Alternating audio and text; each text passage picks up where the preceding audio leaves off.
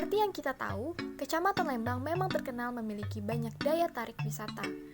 Salah satu objek wisata baru di Lembang yang saat ini sedang naik daun adalah Dago Dream Park. Objek wisata yang berlokasi di Kabupaten Bandung Barat ini dibuka pada tanggal 22 Januari 2017 yang berdiri di tanah seluas 13 hektar.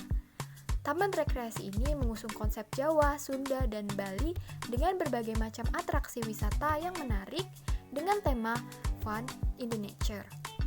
Assalamualaikum warahmatullahi wabarakatuh. Halo semua, perkenalkan nama saya Aldira Lisa Zahra. Saya mahasiswi Prodi Perjalanan Wisata Universitas Negeri Jakarta. Nah, pada kesempatan kali ini saya ingin membahas mengenai Dago Dream Park. Nah, pembahasan apa saja yang akan saya bahas? Saya akan membahas mengenai geografis, demografis, dan psikografis. Yuk kita mulai. Yang pertama, geografis. Dago Dream Park berlokasi di Jalan Dagogiri kilometer 2,2 Mekarwangi, Pagerwangi, Lembang, Kabupaten Bandung Barat, Jawa Barat.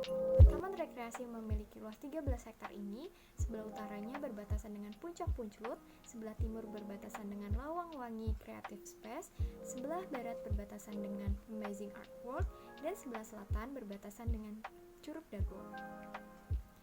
Letak Dago Dream Park ini terletak di Kecamatan Lembang yang terdapat di daerah di mana daerah tersebut merupakan kawasan kaki Gunung Tangkuban Perahu. Nah, Gunung Tangkuban Perahu ini itu mempengaruhi bentuk topografi di Kecamatan Lembang sehingga terbentuk menjadi dua bentuk, yaitu bentuk di lereng atau badan bukit dan di daratan.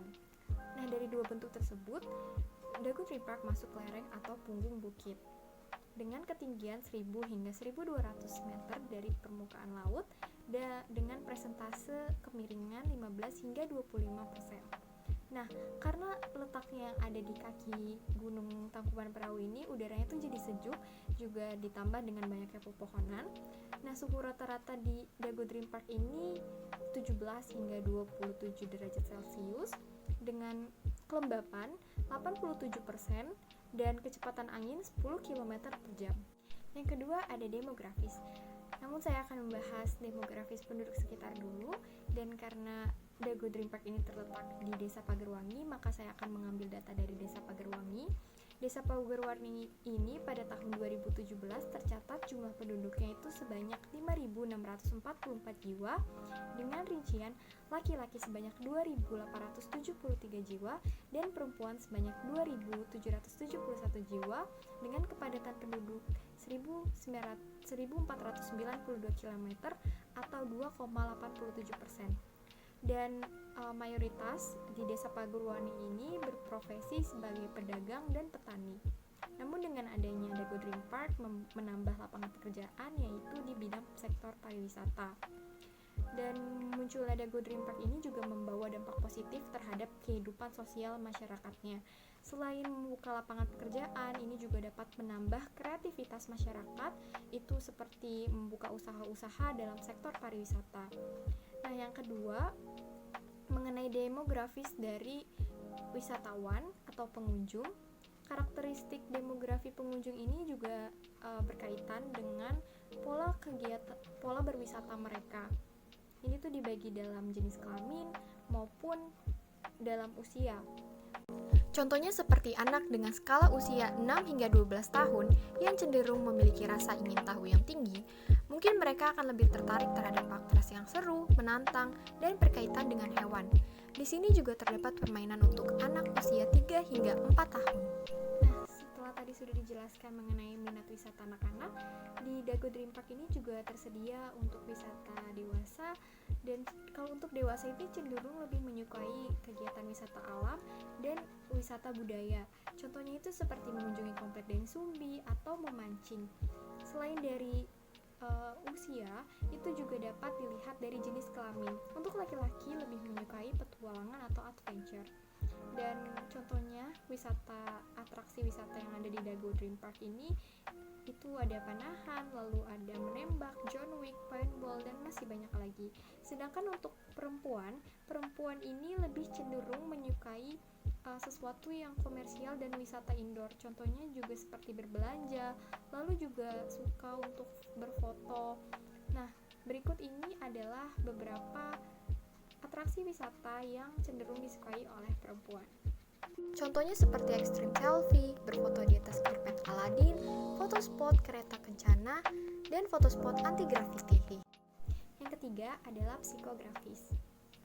Untuk psikografis penduduk sekitar, penduduk desa biasanya itu kan cenderung tidak mau menerima hal baru atau hal di luar dari desanya. Namun untuk Desa Pagerwangi, mereka menerima adanya objek wisata Dago Dream Park, dan dengan banyaknya wisatawan yang masuk, mungkin wisatawan yang dari luar daerah itu masuk ke daerah, masuk atau berkunjung ke wisata Dago Dream Park, tentu saja dia memasuki daerah Desa Pagerwangi, itu juga berdampak kepada kehidupan sosial masyarakat. Namun tidak selalu berdampak negatif, namun juga positif. Dan dengan adanya Dago Dream Park ini juga menambah kreativitas masyarakat serta adanya lapangan pekerjaan baru.